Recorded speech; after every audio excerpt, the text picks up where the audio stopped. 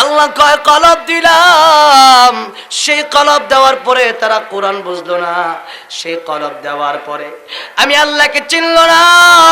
কান দিলাম, কান দিয়ে কোরআন শুনলো না। তাদেরকে চক্ষু দিলাম, কোরআন দেখলো না, আমি আল্লাহকে চিনতে পারলো না। এরা শুধু কুকুর নয়, এরা কুকুরের চাইতে আরো নিকৃষ্ট। জোরে কোন নাউজুবিল্লাহ। আল্লাহ রাব্বুল আলামিন ডাক দিয়া বললেন, ইয়া আইয়ুহাল্লাযীনা আমানু, হে ঈমানদারেরা। ঈমানদার, পৃথিবীতে যত দার আছে, চৌকিদার, তালুকদার, দফাদার, বংশ, এরপরে দার মানে হলো ওয়ালা, গাড়িওয়ালা, বাড়িওয়ালা, নারীওয়ালা, টাকাওয়ালা, পয়সাওয়ালা। দুনিয়াতে অনেকেই গাড়িওয়ালা, বাড়িওয়ালা, টাকাওয়ালা, পয়সাওয়ালা, আর কেউ হলো ঈমানওয়ালা। আল্লাহ বলেন, এই যত দ্বার আছে দুনিয়ায়, সব দ্বারের চেয়ে ঈমানদার সবচেয়ে বেশি প্রিয় আমার কাছে। সুবহানাল্লাহ। ঈমানদারের ঈমান হইল একটা পাওয়ার। কি পাওয়ার? ঈমানদারের ঈমানের পাওয়ারের কারণে শাহজালাল রহমতুল্লাহ আলাইহি আল্লাহু আকবার ধ্বনি দিয়েছিল, আর গৌর গোবিন্দ সে আল্লাহু আকবার ধ্বনির ছুটে থাকতে পারছে না পলাইছে? সুবহানাল্লাহ। ঈমানদারের অস্ত্র লাগে না, ঈমানদারের বুলেট, কামান, গুলি লাগে না। ঈমানদারকে আল্লাহ পাক যে ঈমান দিয়েছে, ঈমান নামক দৌলত, সেই ঈমানের দৌলতে যখন নারায়ে তাকবীর আল্লাহু আকবার দেয়, তখন বাতিল তার সামনে টিকে থাকতে পারে? ইলু ঈমান।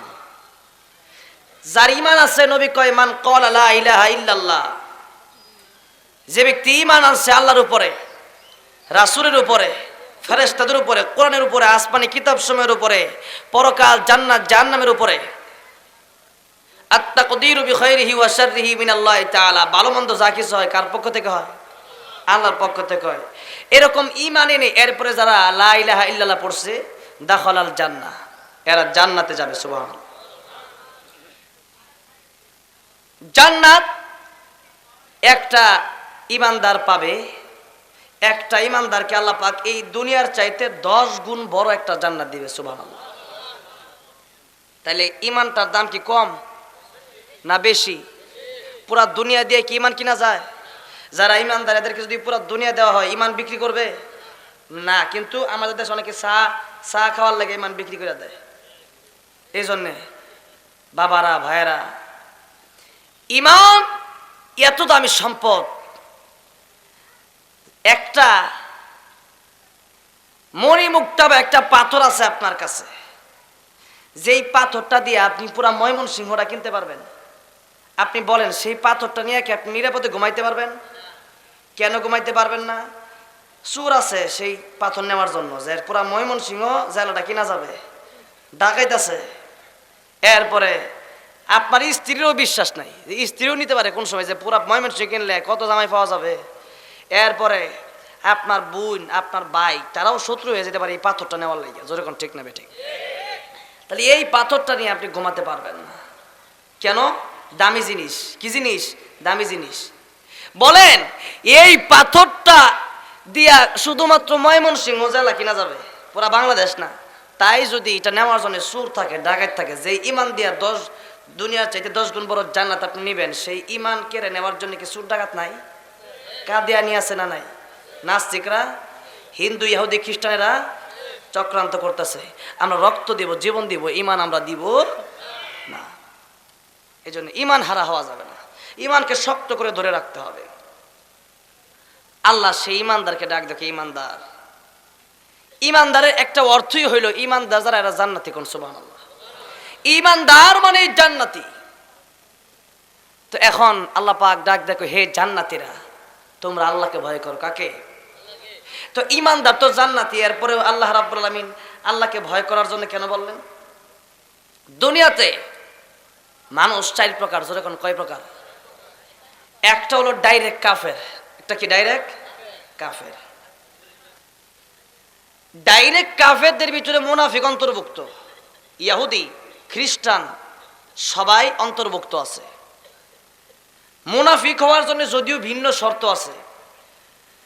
যে ব্যক্তি মুনাফিক সেই ব্যক্তির জন্য শর্ত হইল কালিমাও পড়বে আবার বাটপারিও করবে, এর নাম হলো কি? মুনাফিক। আর হিন্দু বৌদ্ধ খ্রিস্টান কালিমা পড়ার দরকার নেই, এমনি 2 নাম্বার। আর সবচেয়ে বেশি শাস্তি যার হবে সে হলো মুনাফিক। সে কি? আল্লাহ কোরআনে বলেন, ইন্নাল মুনাফিকিনা ফি দারকিল আসফালি মিনান নার।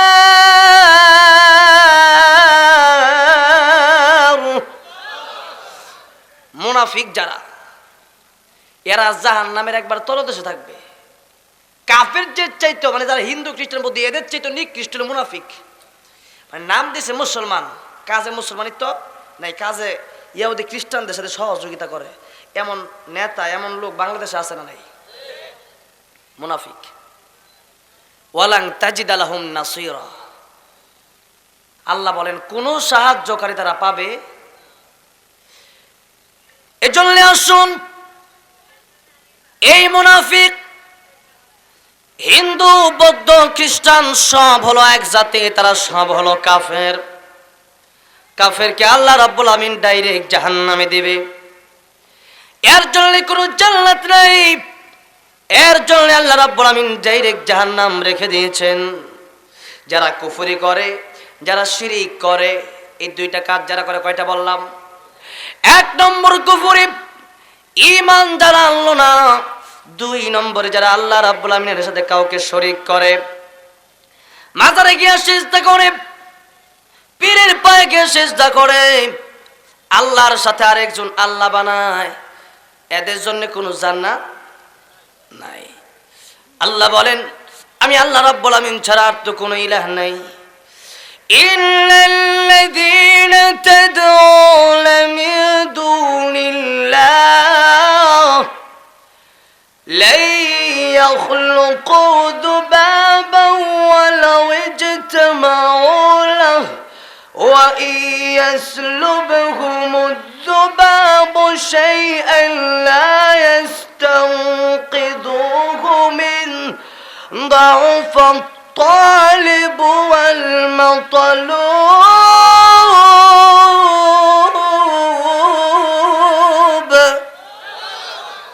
হিন্দু বৌদ্ধ খ্রিস্টানেরা আমি আল্লাহরে বাদ দিয়া যারা ডাকে, পৃথিবীর মানুষেরা আমি আল্লাহরে বাদ দিয়া তোমরা যাদেরকে ডাকো, এরা তো একটা মাছিও বানাইতে পারে না। বানাইতে পারে মাছি? মূর্তি কি মাছি বানাইতে পারে? তা মূর্তি মাছি তো বানাইতে পারেই না। এমনকি মাছি যে তার দুধ হয় বয়, দুধ কলা দেয় না, এর সামনে মাছি বয়, মাছি খাতাইতে পারে? তারাইতে পারে? মাছিটা পর্যন্ত তারাইতেও পারে না। আল্লাহ কয় দাউফা, দুর্বল, তলিব যে চাই ও দুর্বল, ওয়াল মাতলুব যার কাছে চাই, মূর্তির কাছে, মূর্তিটা আরো বেশি দুর্বল। জোরে কোন ঠিক না বেটে? এই জন্য আল্লাহ রাব্বুল আলামিন ডাক দেয়া কইরে পৃথিবীর মানুষ, আল্লাহু লা ইলাহা ইল্লাহু আল হাইয়ুল কাইয়্যুম, আমি আল্লাহ রাব্বুল আমিন ছাড়া আর কোনো ইলাহ নাই, আমি আল্লাহ ছাড়া আর কোনো মাবুদ তোমাদের নাই। আর পৃথিবীর যত খোদা আছে, যত মাবুদ তোমরা রাখো, একটাও কোনো কাজের না, সবগুলো হলো মূর্তিগুলো, সব মরা, একটাও জীবিত না। আমওয়াতুন গায়রু আহিয়া, আল্লাহ রাব্বুল আলামিন বলেন আর আমি আল্লাহ এমন আল্লাহ, আমি আল হাইয়্যু, আমি আল কাইয়্যুম, আমি ছিলাম, আমি আছি, আমি থাকবো, আমি আল কাইয়্যুম, আমি আসমানেও আছি, জমিনেও আছি। বান্দারে ডাইনে তাকাইলেও আমি আল্লাহরে দেখতে পারবা, বামে তাকাইলেও আমি আল্লাহরে দেখতে পারবা। সামনে পিছনে যেদিকেই তাকাও না কেন আমি আল্লাহ রাব্বুল আলামিন তোমাদের সাথেই আছি। কোন সুবহানাল্লাহ। ওয়া নাহনু আকারাবু ইলাইহি মিন হাবলিল ওয়ারিদ।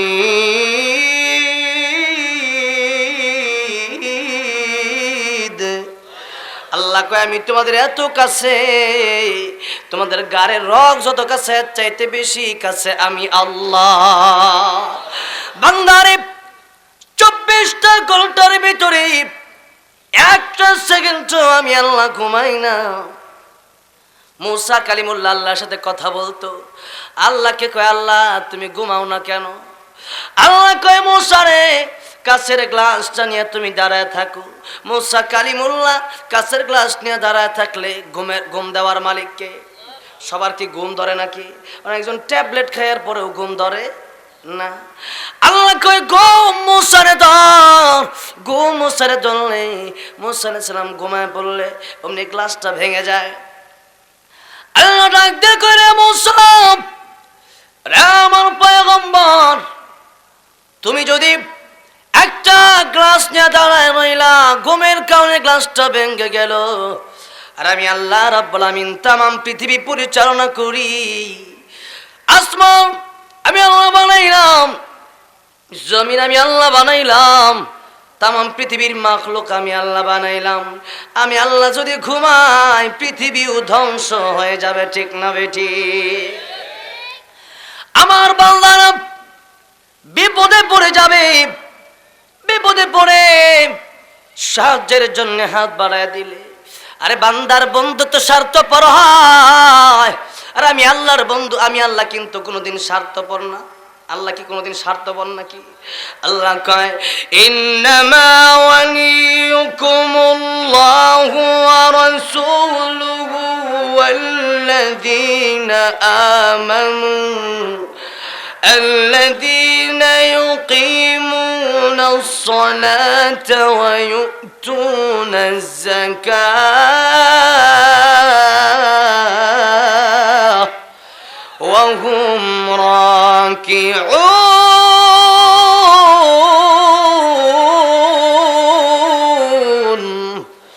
আল্লাহ ডাক দেয়া কই, বান্দারে বন্ধু যদি বানাইতে হয়, এক নম্বরে আমি আল্লাহকে বন্ধু বানায় কবরে আসো। জোরে কোন কারে? এক নম্বরে আমি আল্লাহ রে বন্ধু বানায় কবরে আসো। দুই নম্বরে রাসূলকে বন্ধু বানাও, কারণ কিয়ামতের কঠিন ময়দানে রাসূল তোমার সুপারিশগার হবে। সুবহানাল্লাহ। তিন নম্বরে মুমিন ইমানদারকে বন্ধু বানাও। তোমরা মুমিন ইমানদারকে বন্ধু কেন বানাবে? এটার জবাব লাস্টে দিমু। কোন সময় দিমু? ওয়াজের শেষে দিমু। এবার শোন, আল্লাহ নাম দিয়ে কয়, রে পৃথিবীর মানুষ, আমি আল্লাহ ছাড়া পৃথিবীতে আর কোনো খোদা হতে পারে না, আমি আল্লাহ ছাড়া আর কোনো ইলাহ থাকতে পারে না। ও পৃথিবীর মানুষেরা, তোদেরকে সাহায্য করার জন্য 24টা ঘন্টার ভিতরে আমি আল্লাহ একটা সেকেন্ডও ঘুমাই না। কোন সুবহানাল্লাহ। এরপরেও যারা কুফরি করে, শিরক করে, ইন্নাল্লাহা লা ইয়াগফিরু আন ইউশরাকা বিহি ওয়া ইয়াগফিরু মা দুনা যালিকা লিমান ইয়াশা ওয়া মান ইউশরিক বিল্লাহি ফাকাদ ইফতারা ইসমান আযীমা। আল্লাহ করা পৃথিবীর মানুষ শিরিক কইরো না। আমি আল্লাহ চাইলে সব গুনাহ তোরে মাফ করে দেব, কিন্তু শিরিক মাফ করব না। এই জন্য শিরিক করা যাবে না, আল্লাহর সাথে কাউরে শরীক করা যাবে। বান্দারে একটা কথা বলি, যাদের স্ত্রী আছে, আপনাদের স্ত্রী যদি একটা কথা বলে আপনারা রাখেন কি রাখেন না? রাখার চেষ্টা করেন। বাড়িতে গিয়ে দেখেন স্ত্রী রাগান্বিত হয়ে বই রয়েছে, জিজ্ঞেস করেন কেন রাগ করছো? স্ত্রী কয় একটা শাড়ি লাগবে, যদি সামর্থ্য থাকে দিবেন না দিবেন না? দিবেন।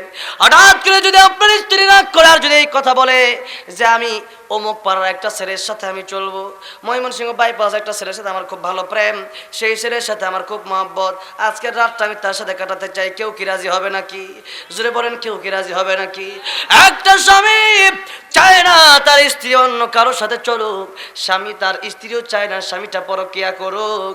যদি একটা স্বামী তার স্ত্রীকে বিয়ে করার পরে এটা না চায় যে আমার স্ত্রীটা আর কারোর সাথে যাক, শুধুমাত্র আমাকে ভালোবাসুক, যে আল্লাহ আমারে আপনারে বানাইছে, মিন আইয়ি শাইইন খালাকাহু মিন নুতফাতিন খালাকাহু ফাকাদ্দারা, নাপাক পানি থেকে দুঃসন্দর কইরা যে আল্লাহ রব্বুল আমিন আপনারে আমারে বানাইছে, সেই আল্লাহর সাথে যদি আমরা কাউকে শরীক করি আর কাউরে গিয়ে যদি আমরা সিজদা করি, আল্লাহ কষ্ট পাবে কি পাবে না? এই জন্য সিজদা করার মালিক একজন, তিনি কে? ইয়াকা নাবুদু ওয়া ইয়াকা নাস্তাঈন ইহদিনাস সিরাতাল মুস্তাকিম। নামাজের ভিতরেও তো এই কথাই বলি, আল্লাহ কেবলমাত্র তোমার ইবাদত করি, কেবলমাত্র তোমার কাছে আমরা সাহায্য চাই। এরপরেও যারা মানুষের পিছে পিছে দৌড়ায়, এই কাজগুলো খুবই ঘৃণিত কাজ। এই জন্যে চাইতে হবে আগে কার কাছে? মানুষ হলো উসিলা। মানুষ কি? উসিলা দেওয়ার মালিককে। দেওয়ার মালিক আল্লাহ, চাইতে হবে আল্লাহর কাছে। রাত যখন গভীর হয়ে যায়, আল্লাহ ডাক দে, বান্দারে কার গুনাহ মাফের দরকার? আয় বান্দা, আমি তোর গুনাহ মাফ করে দেবো, আমি আল্লাহকে ডাক। কিন্তু সেই সময় বান্দা ঘুমায়, সেই সময় বান্দা আল্লাহকে ডাকে না। ফজরের নামাজে মুয়াজ্জিন কয় আসসালাতু খায়রুম মিনান নাওম, আর সে ঘুমায় ঘুমায় কয়, মুয়াজ্জিন কয় না ঘুম থেকে নামাজ ভালো, সে ল্যাপটপ টান দিয়া কয় নামাজ থেকে ঘুম ভালো। যেরকম ঠিক না ঠিক? আমার ভাইরা, মুরব্বি মুয়াজ্জিন, আর নামাজের সময় যখন হয়ে যায়, অনেকের বাবারা আপনারা তো নামাজ পড়েন, সন্তানটারে নামাজের জন্য ডাক দেন না। যদি সন্তানটারে নামাজের জন্য ডাক না দেন, তাহলে এর বোঝা কিয়ামতের কঠিন ময়দানে আপনার গ্রহণ করতে হবে। কারণ আল্লাহ রাব্বুল আলামিন শুধু একা আপনার এই জাহান্নাম থেকে বাঁচার জন্য বলে নাই। আল্লাহ রাব্বুল আলামিন বলেন, বান্দা বান্দিরা রে, ইয়া আইয়ুহাল্লাযীনা আমানু কু আনফুসাকুম ওয়া আহলিকুম নারা, নিজেও আগুন থেকে বাঁচো, তোমার সন্তান থেকে, তোমার সন্তানদেরকে, তোমার পরিবারকে আগুন থেকে বাঁচাও। আজকে নিজে নামাজ পড়ে কিন্তু সন্তানকে ডাক দেয় না। আবার অনেক বাবা সন্তানকে ডাক দিলে এরপরে মা গিয়া কয়, এত রাতে ডাক দেওয়া লাগে নাকি, সন্তানটা ঘুমাক। জোরে কোন ঠিক না ঠিক? ও মা, আপনি আদর কইরা কইরা যে সন্তানটারে নামাজ পড়তে দিলেন না, যে সন্তানটার গায়ে ল্যাপটা উঠাইয়া দিলেন, এই সন্তানটা কিয়ামতের কঠিন ময়দানে আপনার বিরুদ্ধে নালিশ করবে। ربنا آتهم ضعفين من العذاب والعنهم لعنا كبيرا। ও দুনিয়ার মানুষেরা, ও দুনিয়ার নেতা, আপনাদেরকে আল্লাহ রাব্বুল একটা দায়িত্ব দিয়েছেন। দায়িত্বটা নিজে জাহান্নাম থেকে বাঁচা আর পরিবারকে জাহান্নাম থেকে বাঁচানো। এখন যদি আপনি নিজে নামাজ পড়েন, পরিবারকে না বলেন, তাহলে কিয়ামতের কঠিন ময়দানে সন্তান বলবে, আল্লাহ বাপ মার উপর লানত দিলাম, বাপ মার আগে জাহান্নামে দেব, বাপ মার বুকের উপর পাড়া দিয়ে আমি জাহান্নামে যাবো। জোরে কোন নাউজুবিল্লাহ। ও আমার বাবারা, ও মুরব্বীরা, এই জন্য নামাজ একা পড়লেই হবে না, নামাজ পড়তে হবে সন্তানদেরকে নিয়ে। রাজি আছি না নাই? বলি ইনশাআল্লাহ। আরো জোরে বলি ইনশাআল্লাহ। নামাজ পড়তে হবে একা নয়, নামাজ পড়তে হবে সবাইকে নিয়ে। এবার আসুন, বলতেছিলাম আল্লাহ ডাক দেখো পৃথিবীর মানুষ, প্রভু তো আমি একজন, ইবাদত তো করবে কেবলমাত্র আমি আল্লাহর। এখন কাফের যারা, আল্লাহ যারা বিশ্বাসী নয়, বিশেষ করে নাস্তিক যারা, নাস্তিক এরা কয় আল্লাহ বলতে কিছু নাই। কি কয়? আল্লাহ বলতে কিছু নাই। ইমাম আজম আবু হানিফা রাহমাতুল্লাহি আলাইহিকে ডাকা হলো।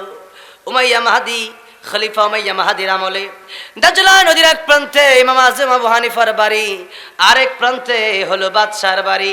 ডাকা হলো, ইমাম আজম আবু হানিফা আপনি আসেন, একজন বলে আল্লাহ বলতে কিছু নাই, তামাম পৃথিবী প্রকৃতির লীলা খেলা। নাউজুবিল্লাহ কোন? ইমাম আজম আবু হানিফা রাহমাতুল্লাহি আলাইহি রাতের গভীরে যেই মাত্র আসলেন, ডাক দেখে ইমাম আজম আবু হানিফা এত দেরি কেন করলেন? ইমাম আজম আবু হানিফা রাহমাতুল্লাহি আলাইহি ডাক দিয়ে কয়, এত দেরিতে আসার কারণ হলো দাজলা নদীর যখন ওই পারে আমি আসলাম, তাকায় দেখি নৌকা নাই। কি নাই? নৌকা নাই। হঠাৎ করে আমি তাকায় দেখি একটা গাছ হইল, গাছ থেকে কাঠ বেশে আসলো। সেই কাঠ প্যারাক দিয়া কে যেন লাগাই দিল, আলকাতা দিয়ে সুন্দর একটা নৌকা বানায় দিল। নৌকা আমার কাছে আসলো, আমার নৌকা উঠায় নিল, মাঝি নাই, একা একা নৌকা এই পারে নিয়ে আসলো। আবার নৌকাটা অটোমেটিকলি নাই হয়ে গেল। নাস্তিক তোমারে ভাবছিলাম তুমি ইমাম আজম, এখন দেখি তুমি কি ইমাম, তুমি বোকা। ইমাম আজম ডাক দিয়া কয়, নাস্তিক তুই যে বললে আমি বোকা, কেন আমি বোকা?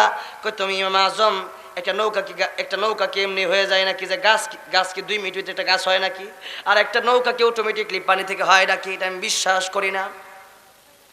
যেই মাত্র বলল বিশ্বাস করি না, ইমাম আযম ডাক দিয়া করে নাস্তিক, যদি নৌকা মাঝি ছাড়া চলতে না পারে, বানানেওয়ালা ছাড়া বলতে না পারে, তাহলে আল্লাহ রাব্বুল আলামিন ছাড়া তামাম পৃথিবীও হতে পারে না। ঠিক না বেঠি?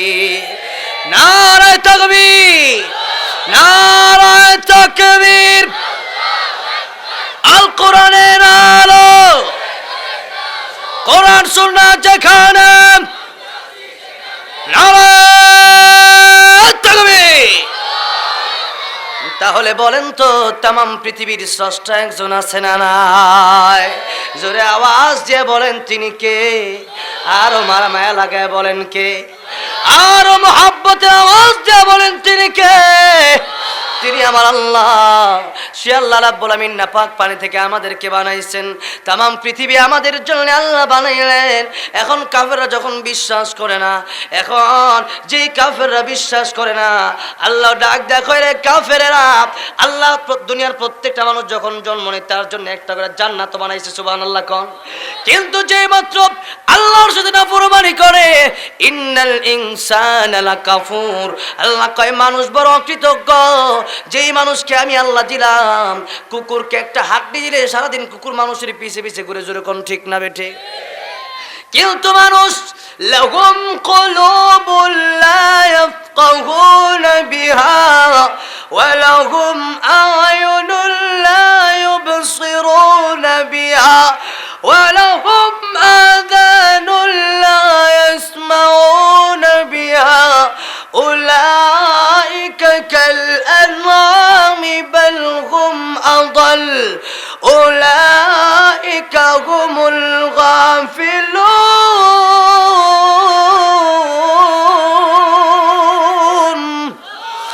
আল্লাহ কয় কলব দিলাম, সেই কলব দেওয়ার পরে তারা কোরআন বুঝলো না, সেই কলব দেওয়ার পরে আমি আল্লাহকে চিনলো না। কান দিলাম, কান দিয়া কোরআন শুনলো না। তাদেরকে চক্ষু দিলাম, কোরআন দেখলো না, আমি আল্লাহকে চিনতে পারলো না। এরা শুধু কুকুর নয়, এরা কুকুরের চাইতে আরো নিকৃষ্ট। জোরে কোন নাউজুবিল্লাহ। আমার ভাইরা, মুরব্বী বাজিরা, এই জন্য আল্লাহ রাব্বুল আলামিন ডাক দিয়া কয়, পৃথিবীর মানুষ, কুফরি যারা করো, কেমনে তোমরা কুফরি করো? কাইফা তাকফুরুনা বিল্লাহি ওয়া কুনতুম আমওয়াতান ফাআহইয়াকুম সুম্মা ইউমীতুকুম সুম্মা ইউহয়ীকুম সুম্মা ইলাইহি তুরজাউন।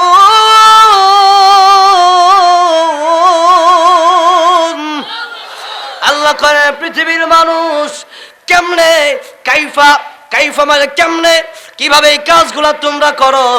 কাইফা তাকফুরুনা বিল্লাহ, আল্লাহর সাথে কেমনে কুফরি করো?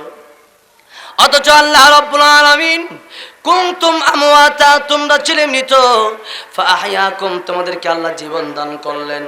আমরা কি জীবিত ছিলাম? আগে মৃত ছিলাম। আগে আমরা কি ছিলাম? মৃত ছিলাম। আমার বয়স মনে করেন 22 বছর। 22 বছর আগে আমি কিছু ছিলাম? আছিলাম?